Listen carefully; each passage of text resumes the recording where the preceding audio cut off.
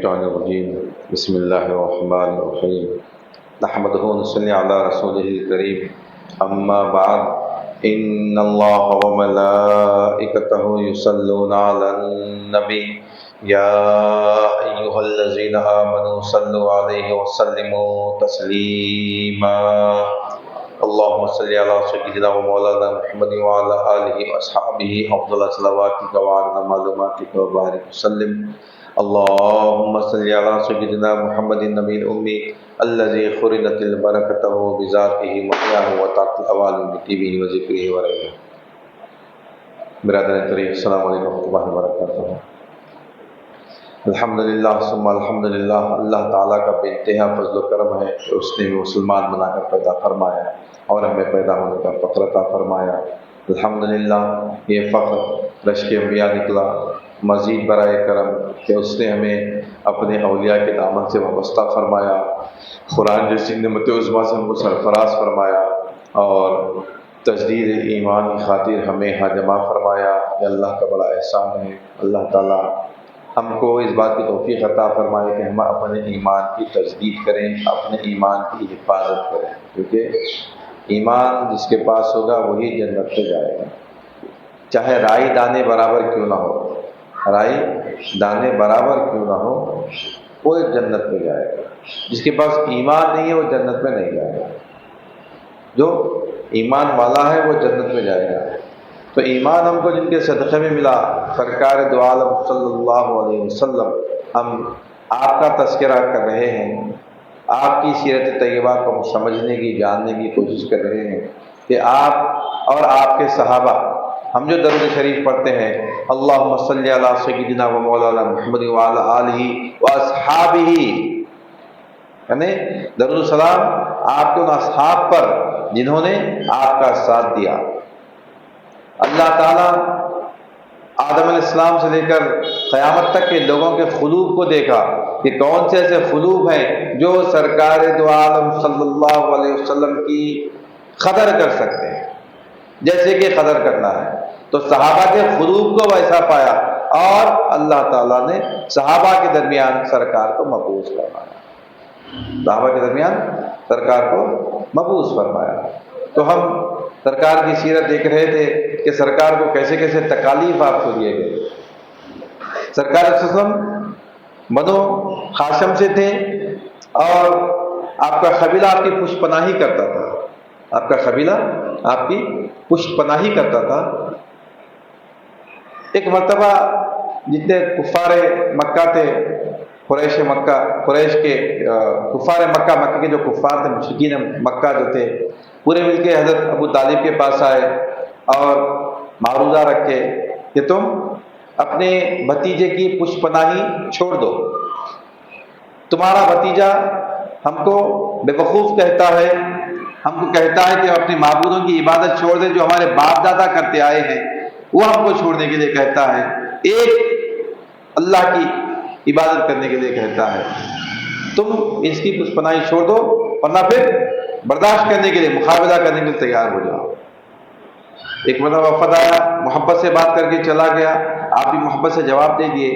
دوسری مرتبہ ذرا شدت کے ساتھ آیا تو آپ سرکار تشریف لائے تو بولے کہ اے بھتیجے، اپنے بوڑھے چچا کے کندھوں پر اتنا زیادہ بوجھ مت ڈالو، وہ اٹھا نہ سکے۔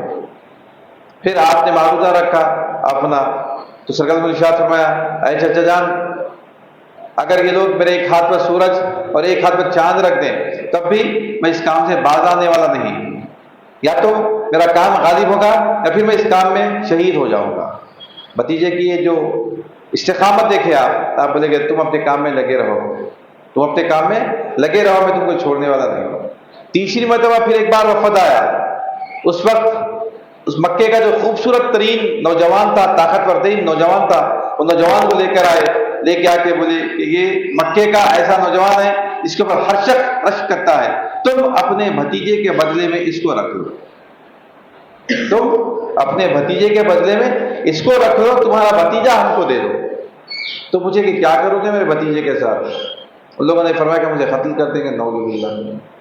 تو ابو طالب نے فرمایا بڑا اچھا سودا لائے ہو تم لوگ، تم چاہتے ہو کہ میں تمہارے بیٹی کی پرورش کروں، تمہارے بیٹے کی تمہیں داد دہشت کروں، تمہارے بیٹے کی بھی فکر کروں، اور تم میرے بیٹے کو قتل کر دو گے، یہ بڑا اچھا سودا لے کے آئے ہو۔ فوراً دھتکار دیے، وہ چلے گئے۔ جتنی ان کی کوشش تھی یہ کوشش میں ناکام ہو گئے۔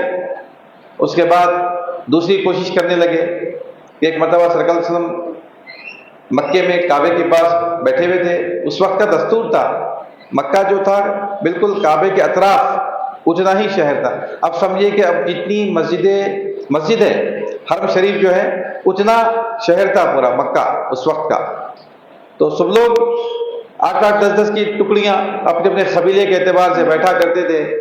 تو ایک شخص، نام میں اس کا بھول رہا ہوں، وہ اٹھا بولا کہ کیا تم مجھے اجازت دو گے کہ میں محمد سے بات کروں صلی اللہ علیہ وسلم؟ بڑا عقل مند فراست والا شخص تھا۔ بولے کہ ہاں اجازت ہے، کوشش کرو تم۔ تو وہ شخص سرکار کے پاس آیا، آ کے بولا کہ تم یہ جو بات کرتے ہو، اگر تمہارا ارادہ یہ ہے کہ تم دولت کمانے لگو تو ہم سب مل کے تمہارے پاس اتنی دولت کے ڈھیر لگا دیں گے کہ مکے میں تم سے زیادہ کوئی امیر شخص نہیں ہوگا، مکے میں تم سے زیادہ کوئی امیر شخص نہیں ہوگا۔ یا پھر تم اگر بادشاہ چاہتے ہو تو ہم تمام قبیلے والے تم کو اپنا بادشاہ تسلیم کرنے کے لیے تیار ہیں۔ ہم تمام قبیلے والے اپنا بادشاہ تسلیم کرنے کے لیے تیار ہیں۔ کیا تم کسی لڑکی سے شادی کے خواہش مند ہو؟ تم حسین ترین لڑکی تمہاری شادی کرنے کے لیے تیار ہیں۔ سرکار صلی اللہ علیہ وسلم اس کی پوری بات سننے کے بعد آپ نے کلام پاک کی چند آیتیں تلاوت فرمائیں۔ وہ جیسے جیسے آیتیں سنتا جا رہا تھا اس کا دل نرم ہوتا گیا، بخشتا گیا، بالکل نرم ہو گیا، خاموشی سے اٹھا اور واپس اپنے قبیلے کی طرف چلا، لوگوں کی طرف۔ جتنے لوگ بھیجائے تھے پورے انتظار میں تھے کہ دیکھیں کیا بات ہوتی ہے۔ آ کے بولے کہ تم اس شخص کو اس کے حال پہ چھوڑ دو، یہ تمہارے لیے بہتر ہے۔ اگر یہ کل کے دن سارے مکے پہ غالب آ جائے گا تو تمہاری ہی بہتری ہوگی۔ اگر یہ کل کے دن مکے پہ سارے عرب پہ غالب آ جائے گا تو مکے کا شخص ہے، ہمارے قبیلے کا شخص ہے، ہماری ہی بہتری ہوگی، ہماری ہی بڑھوتری ہوگی۔ یا پھر اگر ختم ہو جاتا ہے دوسروں کی طرف سے تو تم خاموش بیٹھ جاؤ، تم اس معاملے میں مداخلت مت کرو۔ لوگ اس کو لان تان کرنے لگے۔ اس کا ارادہ تھا کہ اسلام قبول کر لے، لیکن لان تان کرنے کی وجہ سے نفس ہے کہ تو بدل گیا، تیرے دل پہ بھی اس جادوگر کا اثر ہو گیا، اس جادوگر کی باتوں کا اثر ہو گیا، نعوذ باللہ۔ وہ شخص پھر سختی سے بولا کہ نہیں، میں اپنے دین پہ قائم ہوں، پرانے دین پہ میں قائم ہوں۔ یہ کوشش برابر چلتی رہی، لیکن دین کا جو غلبہ تھا وہ تو بڑھتا جا رہا تھا۔ آہستہ آہستہ لوگ اسلام قبول کرتے جا رہے ہیں۔ دو قسم کے لوگ اسلام قبول کر رہے ہیں، ایک وہ جو طاقتور ہے قبیلے میں، جو اپنا مقام رکھتے ہیں سماج میں، ایک وہ جو غریب ہے، مجبور ہے، لاچار ہے، نادار ہے۔ تو جو دولت مند طبقہ تھا، جو قبیلے میں اپنا مقام رکھتا تھا، وہ لوگ کو باتیں کر کے، اب تاجر ہے فرض کیجئے، تو اس کو دھمکی دینے لگے کہ ہم تمہارے سے تجارت نہیں کریں گے، تمہاری تجارت کو ہونے نہیں دیں گے، تم اسلام کو چھوڑ دو، اپنے اپنے طریقے سے۔ لیکن جو غریب لوگ تھے ان کے اوپر کافی مظالم ڈھائے گئے۔ ہم بلال رضی اللہ تعالیٰ کا واقعہ سنیں، ایک اور صحابی ہیں خباب رضی اللہ تعالیٰ عنہ۔ آپ پیشے سے لوہار تھے، تلوار بنانا آپ کا کام تھا، آپ بھی اسلام قبول کر، بڑے غریب شخص تھے، بڑے غریب شخص تھے آپ خباب رضی اللہ تعالیٰ عنہ۔ آپ کا جو آقا تھا آپ کے اوپر بھی سیم ویسے ہی ظلم کرتا جیسے کہ بلال رضی اللہ تعالیٰ عنہ کے اوپر کرتا۔ آپ فرماتے ہیں کہ نیچے کوئلے دہکتے ہوئے کوئلے دہکائے جاتے، ان کوئلوں پہ مجھے پٹ لٹا دیا جاتا، اوپر پتھر رکھا جاتا، مجھ کے اوپر ڈرا دیا جاتا، میرے جسم کی چربی گلنے سے وہ جو آگ کے انگار کے جو ڈلے ہوتے ہیں وہ بجھ جاتے تھے۔ آپ اپنا شرٹ اٹھا کے بتائے تو پورے وائٹ پورے پیٹ پہ وائٹ دھبے، آپ کے پورے پیٹ کے جسم پہ، آپ کے پیٹ پہ پورے سفید دھبے، برف کے جیسے دھبے ہوتے ہیں ویسے دھبے آپ کے پورے جسم پہ پھیلے ہوئے تھے۔ آپ بولے کہ میں، لیکن یہ لوگ اپنے دین سے پلٹنے والے نہیں تھے، اپنے ایمان سے پلٹنے والے نہیں تھے۔ ایک خاتون کنیز خاتون، نام میں بار بار بھول رہا ہوں، ایک کنیز خاتون اسلام قبول کر لی۔ ان کی جو مالکہ تھی بڑا ظلم کرنے لگی، اتنا ظلم کری کہ آپ کے آنکھوں کی بینائی چلی گئی، آپ کے آنکھوں کی بینائی چلی گئی، آپ اندھی ہو گئے۔ تانا دینے لگے کہ تمہارا رب تم کو اندھا کر دیا، اللہ سے دعا کرے، دوسرے دن صبح اٹھ کے دیکھے اللہ تعالیٰ نے آپ کی بینائی لوٹا دی، آپ دیکھنے لگ گئے۔ عمار بن یاسر رضی اللہ تعالیٰ عنہ، آپ کی والدہ سمیہ، آپ کے بھائی عبداللہ، آپ کے والد یاسر، یہ پورے کے پورے چاروں کے چاروں اسلام قبول کر لیے۔ بڑے غریب لوگ تھے، بے انتہا ظلم آپ کے اوپر ابو جہل کیا کرتا تھا۔ اسلام میں سب سے پہلی شہادت جو ہوئی وہ سمیہ رضی اللہ تعالیٰ عنہ کی ہوئی۔ سمیہ رضی اللہ تعالیٰ عنہ کی شہادت ہوئی، آپ اپنی جان اللہ کے حوالے کر دیے۔ اتنا ظلم کیا ابو جہل کہ برداشت نہیں کر سکے۔ آخر میں بولا اسلام قبول کرنا تجھے ختم کر دوں گا۔ بولے کہ تو جو کر سکتا ہے تیرے بس میں کر لے۔ اس کو اتنا غصہ آیا، برچھی لیا، تیزی سے آ کے آپ کے نازک مقام پہ برچھی کو داخل کر دیا، آپ وہیں شہید ہو گئے۔ اسلام میں پہلی شہادت جو ہوئی سمیہ رضی اللہ تعالیٰ عنہ، یہ سب دین کی خاطر، اسلام کی خاطر۔ ایک مرتبہ جو کلمہ پڑھ لیتے پھر بدلتے نہیں، آج کے جیسا نہیں، کلمہ زبان سے پڑھ لیے ختم ہو گیا، دل میں کلمے کا کوئی اثر نہیں۔ کلمہ دل سے پڑھنا ہے۔ ایمان کے دو شرط ہیں، ایمان کے دو شرط ہیں، زبان سے اقرار کرنا اور دل سے تصدیق کرنا۔ کیا تصدیق کرنا؟ لا الہ الا اللہ محمد رسول اللہ، نہیں ہے کوئی عبادت کے لائق، ہم ترجمہ کرتے ہیں، در حقیقت نہیں ہے کوئی حاجت روا میرا سوائے اللہ کے، اللہ ہی میری حاجت کو پورا کرنے والا ہے۔ کچھ بھی حاجت ہو، یہ جسم کیا ہے بھائی، یہ جسم کیا ہے، آج نکل ختم ہونے والا ہے، لیکن اگر وہ جو آخرت کی باقی رہنے والی زندگی میں قائم رہوں گی تو آخرت میں ہمیشہ ہمیشہ کی جنت ہے، ہمیشہ ہمیشہ کی راحت ہے، ہمیشہ ہمیشہ کا سکون ہے۔ تو یہ صحابہ وہ برداشت کر سکتے تھے، ویسے صحابہ کے درمیان میں اللہ تعالیٰ نے سرکار کو بھیجا، اور کئی واقعات ہیں صحابہ ظلم برداشت کرتے رہے، ظلم برداشت کرتے رہے، ظلم برداشت کرتے رہے۔ اس کے بعد 5 ہجری نہیں، پانچواں سال نبوت کے اعلان کا، سرکار نے ارشاد فرمایا کہ ظلم بہت زیادہ ہو گیا ہے، آپ نے صحابہ کو حکم دیا کہ آپ لوگ ہجرت کر جائیں حبشہ کی جانب، آپ لوگ حبشہ کی جانب ہجرت کر جائیں۔ تو 16 صحابہ، اس میں 12 مرد اور 4 خواتین تھے، آپ لوگ حبشہ کی جانب ہجرت کریں۔ وہاں کا جو بادشاہ تھا نجاشی، عیسائی مذہب کو ماننے والا تھا اور بالکل انصاف پسند تھا، ظلم نہیں کرتا تھا، نہ ظلم ہونے دیتا تھا، بڑے سکون سے وہ لوگ وہاں پہ رہ رہے تھے۔ لیکن کچھ افواہیں یہاں سے اڑائی گئی کہ بھائی پورے مکے والے سرکار کی بات مان لیے، سرکار آپ کی بات مان لیے، معاملہ ختم ہو گیا، سکون ہو گیا، واپس آ جاؤ۔ اس کے بارے میں مختلف روایات ہیں، کہا جاتا ہے کہ ایک مرتبہ کفار کا ایک وفد سرکار کے پاس آیا، کفار کا ایک وفد سرکار کے پاس آیا اور آ کے بولا کہ یہ لڑائی جھگڑا ہم ختم کر دیتے ہیں، یہ ظلم و زیادتی ہم ختم کر دیتے ہیں، آج گھر میں پورے مکے میں ہر گھر میں بھائی بھائی کا دشمن ہوا گیا ہے، باپ بیٹے کا، شوہر بیوی، یعنی سب ایک دوسرے کے علیحدہ خلاف ہو گئے ہیں۔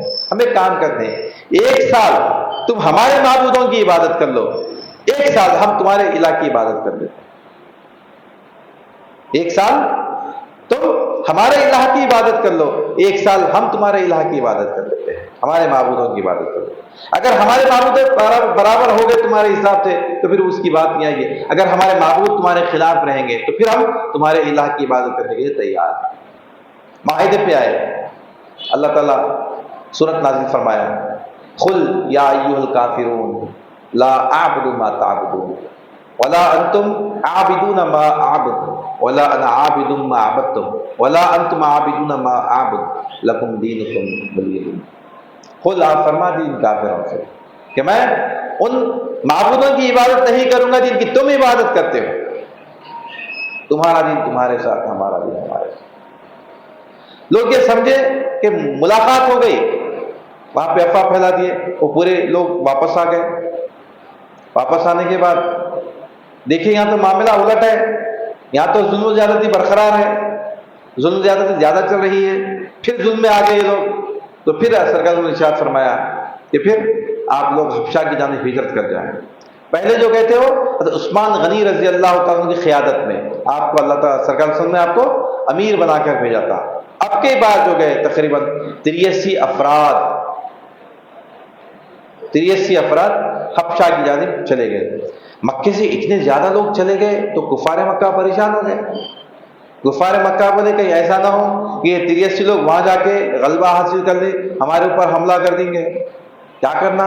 مشورہ کرے، مشورہ کر کے بولے کہ ہم اپنے 2 سفیروں کو بھیجتے ہیں، 2 سفیروں کو بھیجیں گے، بڑے عقل مند، جو جن کی سیاست میں بڑی مہارت ہے، جو بات کو اچھی طرح کر سکتے ہیں، سمجھ سکتے ہیں، وہ لوگوں کو 2 شخص کو بھیجائے تحفے تحائف دیکھ کے، اور یہ بولے کہ جانے سے پہلے نجاشی کے بادشاہ کے جو دوسرے وزراء رہتے ہیں، پہلے وزراؤں سے ملو، وہ وزراؤں کو تحفے دو، ان کو اپنے فیور میں کرو۔ یہ سیاست ہے کہ بادشاہ پہ اثر انداز ہونے والے جو لوگ ہیں ان کے اوپر پہلے اپنی بات کو پیش کرو، ان کو پہلے اپنے فیور میں کر لو، اس کے بعد بادشاہ کے سامنے جانا۔ یہ لوگ حبشہ پہنچے، پوروں کے سامنے گئے، جا کے بات رکھے۔ بات رکھنے کے بعد جتنے لوگ تھے تحفے تحائف لے کے بولے ٹھیک ہے، ہم بادشاہ کے سامنے آپ کی بات کر دیں گے۔ تو بادشاہ کے دربار میں موقع ملا، دونوں جو حضرات تھے پیش ہوئے، بولے کہ نجاشی کو، بادشاہ کو بولے کہ ہمارے ملک کے کچھ لوگ آپ کے پاس بھاگ کے آئے ہیں، جو اپنے دین سے پھر گئے ہیں، اور صرف ایک الہ کو مانتے ہیں، اور آپ کا جو مذہب ہے عیسائی مذہب، اس کو بھی نہیں مانتے۔ آپ ان کو ہمارے حوالے کر دیجئے، ہم ان کو واپس لے کے چلے جائیں گے۔ تو بادشاہ کے درباریاں جو تھے، وہ لوگ درباریاں بھی بولے، بادشاہ سلامت کے لوگ صحیح بولے، بھیجا دیجئے ان کو۔ تو بادشاہ بڑا انصاف پسند بادشاہ تھا، نجاشی نام تھا اس کا۔ تو بولا کہ میں ایسے نہیں مل سکتا، میں ان لوگوں سے ملنا چاہوں گا، بولا ان لوگوں کو۔ تو دربار میں حاضر ہوئے، پوچھ لیے ایک دوسرے سے کہ کیا بات کریں گے، کیا بولنا ہے۔ بولے کہ اللہ تعالیٰ جو علم دیا، جو ایمان دیا، ہم اس کی بات کر لیں گے، موت و حیات اللہ کے ہاتھ ہے۔ تشریف لائے، پوچھا کہ کیا کہتے ہیں تمہارے شہر کے لوگ؟ بولے کہ اے بادشاہ سلامت، یہ ہمارے پاس ایک نبی آیا جو ہم کو حقوق بتاتا ہے، ظالموں کو ظلم کرنے سے روکتا ہے، خواتین کے حقوق دیتا ہے، پڑوسی کے حقوق بتاتا ہے، تمام معبودوں کو چھوڑ کر ایک معبود کی عبادت کرنے کے لیے کہتا ہے۔ ہم نے اس کی بات کو قبول کیا، ہم نے ان کی باتوں میں انکار کیا، تو یہ ہم پہ ظلم کرنے لگے۔ تو عیسائی بادشاہ تھا، بولا کہ کلام سناؤ تمہاری جانب سے جو کچھ کہ اللہ تعالیٰ نے تم پہ نازل فرمایا۔ تو جعفر بن ابی طالب رضی اللہ تعالیٰ عنہ آپ آگے بڑھے، اور آپ نے سورہ مریم کی ابتدائی آیتیں تلاوت فرمائی۔ وہ جیسے جیسے تلاوت کرتے جاتے، بادشاہ کی آنکھوں سے آنسو جاری ہونا شروع ہو گئے، بادشاہ رونا شروع کر دیا، بولا کہ یہ وہی کلام ہے جو عیسیٰ پہ نازل ہوا تھا۔ اگر میں مجبور نہ ہوتا تو میں مکہ تمہارے ساتھ چلتا اور تمہارے نبی کے ہاتھ پہ اسلام قبول کرتا۔ میری مجبوری ہے کہ میں یہاں سے نہیں چل سکتا۔ وہ جو وفد آیا تھا مکے کا، بولا کہ میں ان لوگوں کو تمہارے حوالے کرنے کے لیے تیار ہوں، تم لوگ جا سکتے ہو۔ اور جتنے وزراء تھے سب کو بولا کہ یہ لوگ جو تحفے دیے، یہ پورے کے پورے تحفے ان کو واپس کر دو۔ پورے تحفے واپس کر دیے گئے۔ تو یہ جو کلام سنتا، کلام الہی ایسا کلام ہے، اللہ تعالیٰ کا ارشاد فرمایا کہ یہ اگر ہم اس کو پہاڑوں پہ نازل کرتے تو پہاڑ اس کی ہیبت سے ریزہ ریزہ ہو جاتے۔ اس سرکار کا قلب مبین تھا جو اس کو برداشت کرا، آپ کا قلب تھا جو اس کو اپنے اندر سمویا۔ وہی آپ پہ نازل ہوتی، وہ وہی کو آپ پیش کرتے۔ وہی آسان چیز نہیں تھی، وہی بڑی مشکل سے نازل، کئی مرتبہ تکلیف میں ہو جاتے سرکار صلی اللہ علیہ وسلم، وہ زبان سمجھ سے اس زبان کو پھر عرب کی زبان میں، عربی میں ان لوگوں کے سامنے پیش کرتے. اللہ کیسے سکن کیسے تمہیں وہی کیسے نازل ہوتی؟ ایسے نازل ہوتی جیسے کہ کبھی کبھی زنجیر کو ڈال کے، بڑی وزنی زنجیر جو ہے پہاڑ میں ڈلی ہوئی ہے، ہم اس کو کھینچ رہے ہیں تو کھینچنے کی آواز کیسی آتی ہے، ویسی وہی اس میں نازل ہوتی ہے. ویسی آواز میں اللہ تعالیٰ کیا بول رہا وہ سمجھنا. ہم بول رہے ہیں کہ میں اور سرکل صاحب ہم سب برابر ہیں. لوگ کا جو عقیدہ ہے، آپ سمجھ سکتے ایک آواز کو، جانوروں کی آواز کو نہیں سمجھ سکتے ہیں، جانوروں کی آواز کو نہیں سمجھ سکتے. سرکار صلی اللہ علیہ وسلم اونٹ سرکار سے گفتگو کیا کرتا تھا، بکری آپ سے گفتگو کرتی، آپ اس کی بات کو سنتے. ہرن آپ سے گفتگو کرتی، آپ اس کی بات کو سمجھتے، آپ کی زبان کو سمجھتے. جھاڑ آپ سے بات کرتے، آپ پہ سلامتی بھیجتے، آپ اس کا جواب دیتے. سرکار سے مقابلہ، سرکار سے برابری کا دعویٰ. یہ جو برابری کا دعویٰ جو کر رہا، سمجھنا اپنا ٹھکانہ جہنم میں بنا رہا. بخاری شریف کی حدیث مبارکہ ہے، سرکار نے ارشاد فرمایا کہ ایک مطلب سرکار رات بھر عبادت کرتے، دن میں روزہ رکھتے. تو صحابہ بڑے ہوکے تھے دین کو حاصل کرنے کے لیے، سرکار جو کرتے صحابہ کرنا فوراً لگ جاتے. تو صحابہ بھی روزہ کرنے لگے، رات بھر عبادت کرے، دن میں روزہ رکھ رہے. 2-4 روز گزرے نہیں، صحابہ گرنے لگے، نماز پڑھیں گر جا رہے، بازار پہ جا رہے ہیں گر جا رہے ہیں. تو پوچھے سرکار کیا بات ہے؟ تو بولے کہ ہم لوگ آپ جیسا کر رہے ہیں، ہم بھی ویسا کر رہے ہیں. بولے تم میرے برابری نہیں کر سکتے. کون ہے تم میں جو مجھ سے برابری کر سکتا ہے؟ میں رات میں اللہ سے ملاقات کرتا ہوں، اللہ مجھے کھلاتا ہے، اللہ مجھے پلاتا ہے، تم میرے مقابلہ کیسے کر سکتے ہو؟ میں تمہاری طرح سیدھی طرف سے بھی دیکھ سکتا ہوں، لیکن میں تمہارے خلاف پیچھے سے بھی دیکھ سکتا ہوں. میں سامنے سے بھی دیکھ سکتا ہوں، لیکن میں پیچھے سے بھی دیکھ سکتا ہوں. کون ہے تم میں جو میری برابری کر سکتا ہے؟ بخاری شریف ارشاد فرما دیا. ہم بول رہے ہیں بشری تقاضے اپنی جگہ، بشری تقاضے اپنی جگہ، لیکن آپ کا جو مقام ہے وہ آپ کا مقام اپنی جگہ.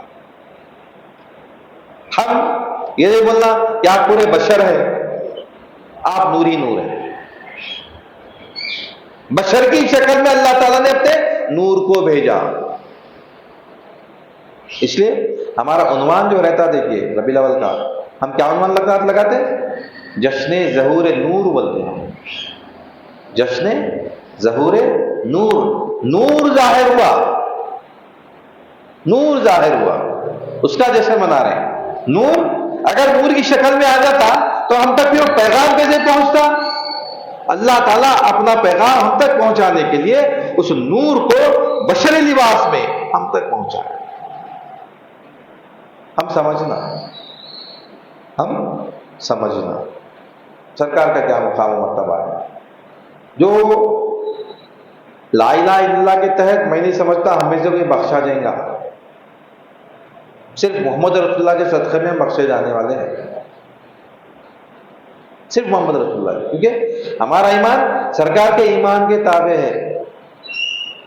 ہمارا ایمان سرکار کے، اور سرکار نے خود ارشاد فرما دیا کہ تم اپنی نیکیوں کی پر توکل مت کر، تم یہ مت سمجھو کہ تم اعمال کی وجہ سے جنت میں جاؤ گے. اللہ کے فضل سے جنت میں جاؤ. اللہ اپنا فضل کرے گا تو تم جنت میں جاؤ گے.